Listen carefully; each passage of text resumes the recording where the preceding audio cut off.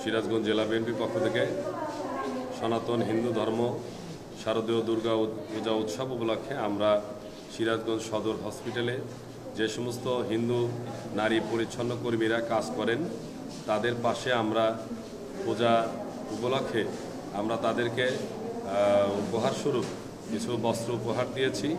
আমরা এই সমস্ত যারা আমাদের সিরাজগঞ্জে হিন্দু সম্প্রদায় রয়েছে, আমাদের বিএনপির ভারপ্রাপ্ত চেয়ারম্যান জনাব তারেক রহমানের নির্দেশে সারা বাংলাদেশেই আমরা এই উৎসবমুখর পরিবেশে যাতে করে তারা পূজা উদযাপন করতে পারে আনন্দ মুখর পরিবেশে, সেই জন্য আমাদের নির্দেশনা দেওয়া আছে।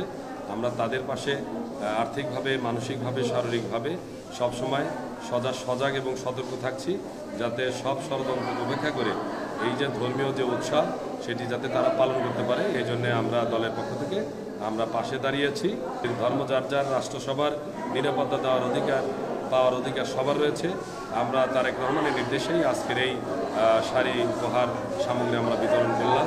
এই আমাদের বিশেষ করে 31 দফার যে রাষ্ট্র গঠনের রূপরেখা, সেই 31 দফা নিয়ে আমরা মানুষের দোরগোড়ায় ঘরে ঘরে পৌঁছানোর আমরা চেষ্টা করছি, যাতে করে আগামী যে ফেব্রুয়ারি প্রথমার্ধে নির্বাচন, এই নির্বাচন জনগণ বিএনপিকে ক্ষমতায় আসীন করে সব দলের সমন্বয়ে সুন্দর একটি সরকার এদেশ পরিচালনা করে জাতির যে প্রত্যাশা আশা সেই 31 দফার মধ্যে নিহিত আছে, এটি যেন বাস্তবায়ন করতে পারে তারেক রহমানের নেতৃত্বে, সেই লক্ষ্যে আমরা সকলের পাশে দাঁড়িয়েছি এবং আমরা আমাদের কাজ চলমান রেখেছি। ধন্যবাদ।